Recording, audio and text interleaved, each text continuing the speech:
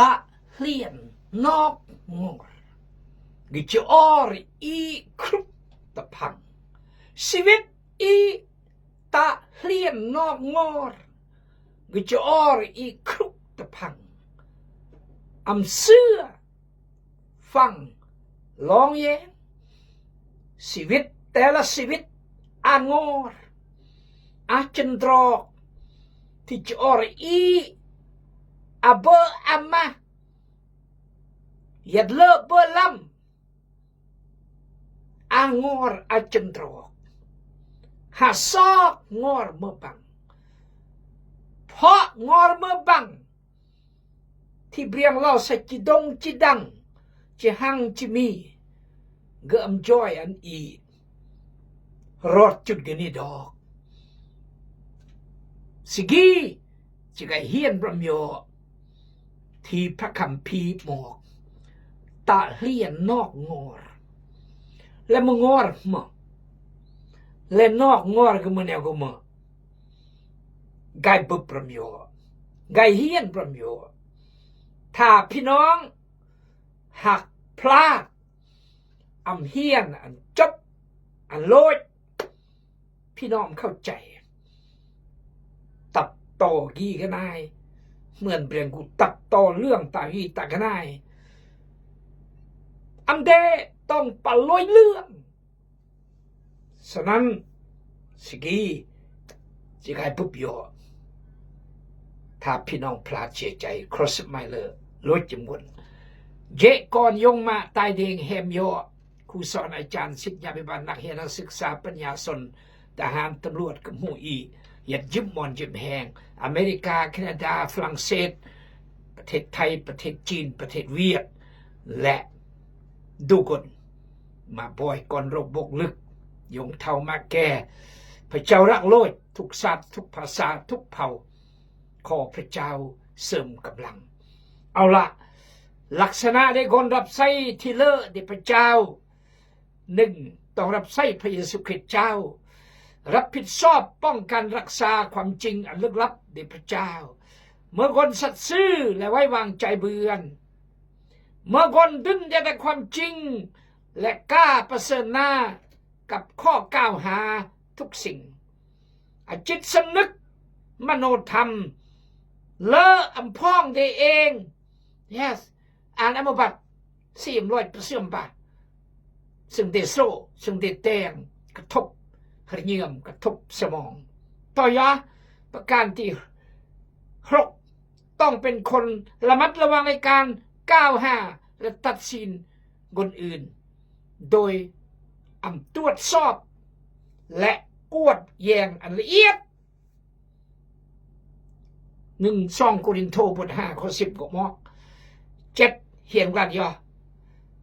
กำลังจะเฮียนอย่าได้ออกนอกเขตนอกทางของพระเจ้าและของผู้รับใช้ที่ดีและสัตย์ซื่ออย่าได้ออกนอกเขตสิ่งที่จะลดย่อขอบใจบอกกดแชร์กดไลค์และคอมเมนต์ชีวิตอีงอรจันทรอ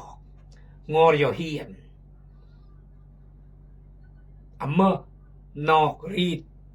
นอกเขตเป้ยอเฮียนตั้งแต่ป.1 รอดม.7 และเฮียนต่อวิทยาลัยมหาวิทยาลัยจบ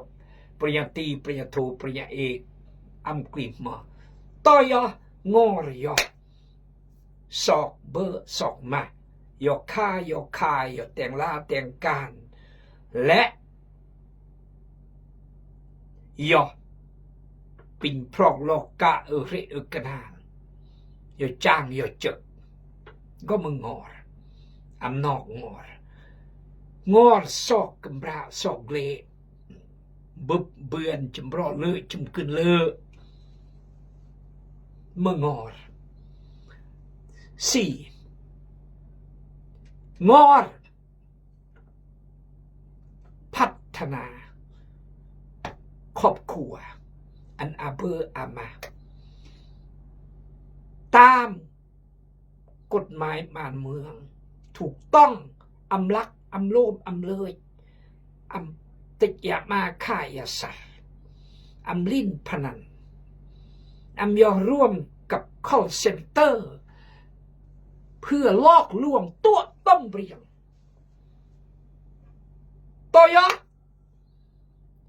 กายรอดแต่คริสตจักรคริสตจักรศิษยาภิบาลผู้ปกครองคณะกรรม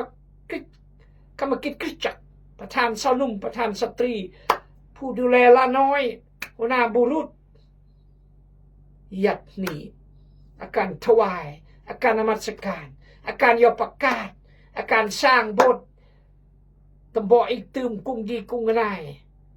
กนี่ยะตะงอดเดพระเจ้าอำนอกงอดเดพระเจ้า yes ถวายกระมูลรักษากระมูลพระเจ้าอุ่นจอยพัฒนาโบสถ์พัฒนาการประกาศและจอยยามทุกยากคริสต์มาสอื่นๆอำนอกระบบยัดตะกลวงแล้วยัดกันรูมประธานศูนย์แขวงประธานศูนย์เมืองและศูนย์รวมและยัดกันรูมภาครัฐกฎหมายบ้านเมืองกี่เจียวขี้ยอดนายครอบยอเจียวขี้ยอดนายแจ้งยอหนึ่งอันเกียรติยอเคารพยอมันแต้งมันติดต่อต่างประเทศเมืองไทยเขากายก็มอดโกดคนอยู่ขี้นายละสอกมันนั้นสมนาขี้นายมันจัดกองประชุมมั่วกนี่นอกรีดนอกระบบฉะนั้นอาจารย์โปรนั่นคือพี่น้องทั้งหลายเอ้ยที่เราได้นำเอาเรื่องอโปโลและเราเองมาก้าวเป็นตัวอย่างก็เพื่อผลประโยชน์ของพวกเจ้าที่จะเรียนรู้เอาตามแบบอย่างของพวกเราคืออย่าออกนอกขอบเขตพระคัมภีร์อย่าให้ผู้ใดผู้หนึ่งในพวกเจ้ามีใจจ้องห้องโดยยกผู้หนึ่งขึ้น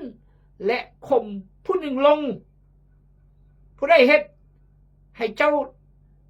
ต่างจากคนอื่นๆหรือมีสิ่งใดที่เจ้าบ่ได้รับถ้าเจ้าได้รับแล้วเป็นอย่างเจ้าจึงอวดเหมือนกับว่าเจ้าบ่ได้รับเลยขอพระเจ้าเมตตาร่วมอยู่อธิษฐานพยงพระกรพระมารบริสุทธิ์ขอบคุณสรรเสริญพระเจ้าขอฝากกนจุวานักอย่าแซงอย่าจันและมากกนแต่สนามพยาธิร้ายแรงขอพระเจ้าเมตตาเยียวยารักษาและทรงนำท่านเพื่อผู้รับใช้พระเจ้าที่สัตย์ซื่อบึกบัญหามากมายขอพระเจ้าทรงนำหนุนใจเล่าลูมขอประคำแต่มือสิกี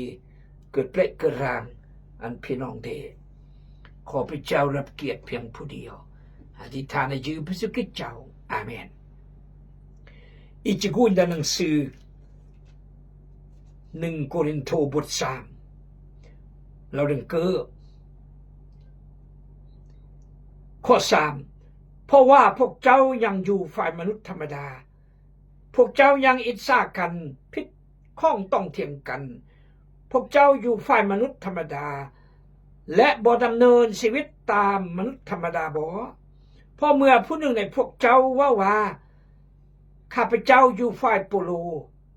ผู้หนึ่งอีกว่าข้าพเจ้าอยู่ฝ่ายอโปโลพวกเจ้าบ่ได้เป็นเพียงแต่มนุษย์ธรรมดาบ่ถ้าดังนั้นอโปโลแม่นผู้ใดและโปโลแม่นผู้ใดก็เพียงแต่เป็นผู้รับใช้ของพระเจ้าที่ได้นำพวกเจ้าให้เชื่อเท่านั้นพวกเราแต่ละคนรับใช้ตามที่องค์พระผู้เป็นเจ้าได้มอบหมายให้เขาเป็นผู้ปลูกอโปโลเป็นผู้รดน้ำแต่แม่นพระเจ้าเป็นผู้เฮ็ดให้ใหญ่ขึ้นกี่แหละสนาบานคนอันเรียนนอกงอสนาบานคนอันเทียงยออโปโลกับโปโลอันเทียงยออำเราซะตากระไดเมื่อได้โอ อยากกันายมาเดโอคิดจักกันนี่มาเดโอโฮมาเดโอโฮดึงมาเดบาเดเมอ้ามสนามเลียนนอกระบบนอกงอรแต่พี่น้องคริสเตียนดาโครินเองออริอดเลียนนอกงอรนอกลู่นอกทางเหมือนบางเราหรือกริดเที่ยงยอมโอมลุกศิษย์อปโลโอมลุกศิษย์เปโตรโอมลุกศิษย์โปโลโอมลุกศิษย์พระเยซูกี่แหละนอกระบบเลยทีโปโลเราขี่พี่น้องปะตงเอ้ยที่โอเพิ่นได้นำเรื่องอปโล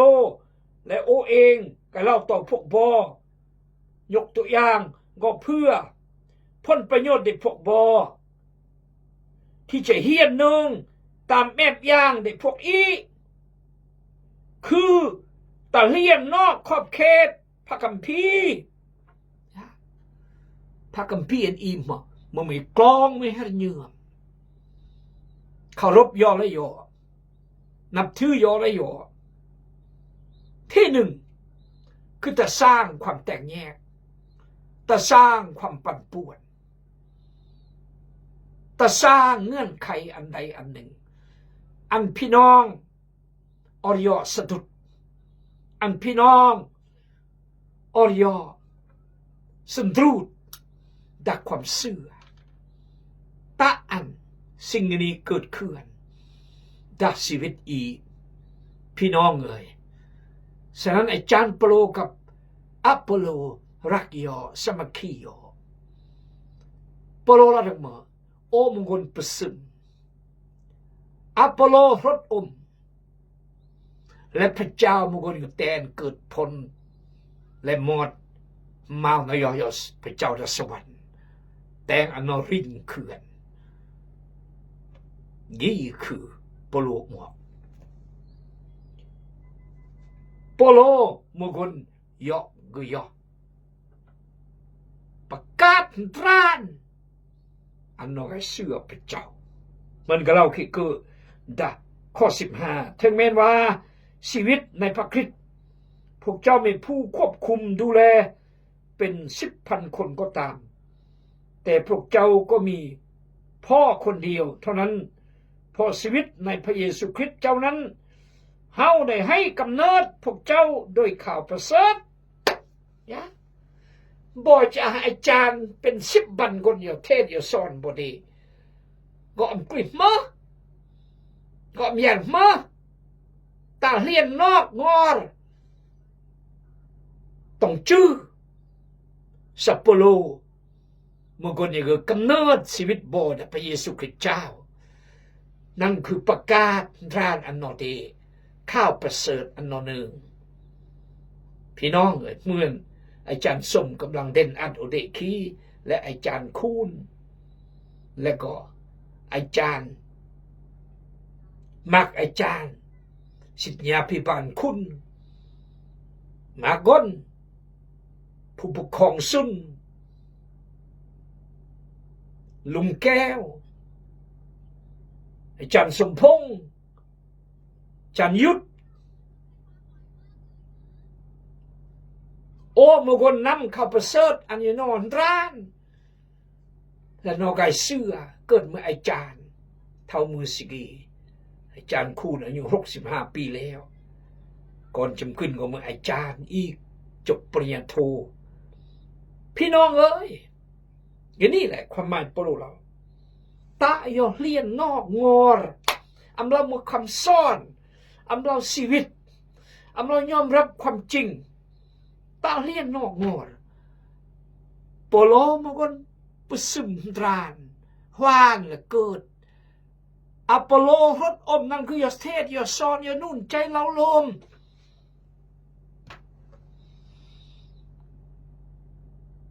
แต่พระเจ้าแต่งอันเกิดผลนี่แหละตอนนี้เลียนนอกงอร นอกงอพระเจ้าผู้ใดเฮ็ดให้เจ้าต่างหากผู้ใดเฮ็ดให้เจ้าต่างจากคนอื่นๆหรือมีสิ่งใดที่เจ้าบ่ได้รับ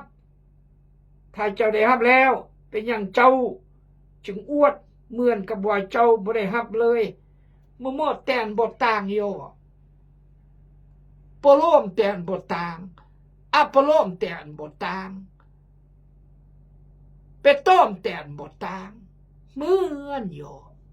แต่ละคนโยสอนอันบ่รักโยรักพระเจ้ารักพระคำพระเจ้าและอันบ่เบื่อชีวิตนิรันดร์อันบ่เบื่อความรู้ความเข้าใจเป็นอย่างเจ้าจึงอวดเหมือนกับว่าเจ้าบ่ได้รับเลยทั้งเบิ่นได้รับแสดงว่าเบิ่นรับ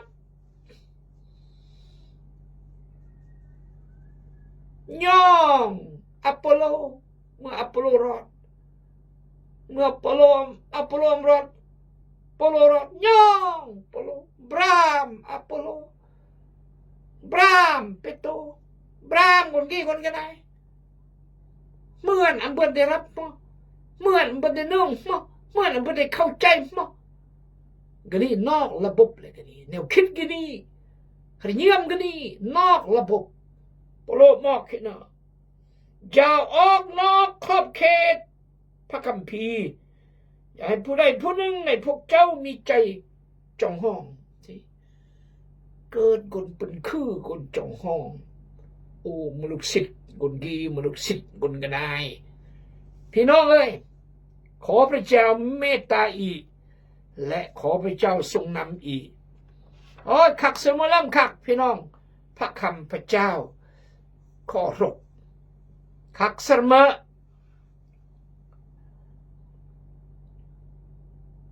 ต่อยาเยี่ยมรำยอข้อ7ข้อ8พวกเจ้ามีทุกสิ่งที่พวกเจ้าต้องการแล้วเนาะพวกเจ้าหังมีบริบูรณ์แล้วเนาะพวกเจ้าขึ้นเป็นกษัตริย์แล้วเนาะทั้งที่พวกเฮายังบ่ได้เป็นเฮาก็อยากให้พวกเจ้าเป็นกษัตริย์แท้ๆเพื่อว่าพวกเฮาจะได้เป็นกษัตริย์ร่วมกันกับพวกเจ้าเราเยาะเย้ยแล้วก็ท้าทายพอเราเลี้ยงนอกงอดเลยคือขี้อักสแตกโซแปลกๆเวียนเมืองโกรินโตก็จะลังมาเรื่องเรื่องกำราเรื่องจะเด็กเล่เบื่อลำเตะเวียนโกรินโตบท5ก่อนสิประมาสืบยงฮานแล้วเดมาโตยงเดยงฮานเดกเดโตนอกก็นอกเป็นคือขี้องทุกโศกเศร้าเสียใจต่อยอดโศกแปลกต่อยอดข้องประธานกีกันนายยัดเมืองโกรินโตโปโลก็เลยบ่จะเขื่อนมากษัตริย์เขื่อนจับอดอุเขื่อนแน่โอ้ก็จุมากษัตริย์บรมบ้าก็เลยเล่าเยาะเจ้ยแล้วเล่าไฟคลายแล้วก็เล่าประชดเพราะนิสัยเลียนนอกงอเด็พระเจ้าชีวิตพี่น้องคริสเตียนโครินเลียนนอกงอเด็พระเจ้าบิยัดแต่งอเด็พระเจ้าชีวิตบีดำเนินตามพระเจ้าเป็นคือพระองค์ปรุเราดมถ้าพี่น้องอ่านที่มีบางคนในพวกเจ้าอวดตัวขึ้นเหมือนกับว่าเฮาจะบ่มาหาพวกเจ้าข้อ18สิไอ้บางคนเป็นคือพระองค์อวดตัวมันโอจิบิโรดอยู่บ่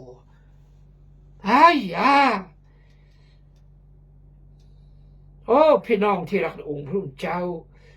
เพราะเฮาคิดเห็นว่า พวกเจ้ามีทุกสิ่งที่พวกเจ้าต้องการแล้วเนาะพวกเจ้าหั่งมีบริบูรณ์แล้วเนาะพวกเจ้าขึ้นเป็นกษัตริย์แล้วทั้งที่พวกเฮายังบ่ได้เป็นเฮาก็อยากให้พวกเจ้าเป็นกษัตริย์แท้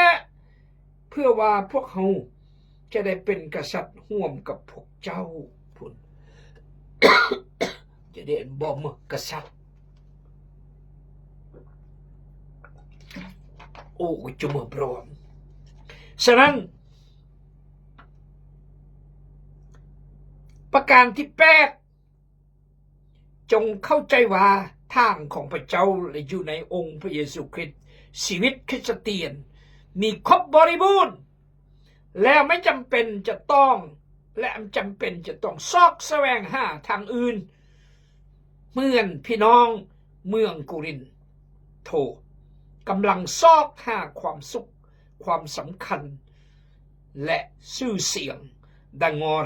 อื่นๆนอกจากงอเดพระเจ้าข้อ8ถึงข้อ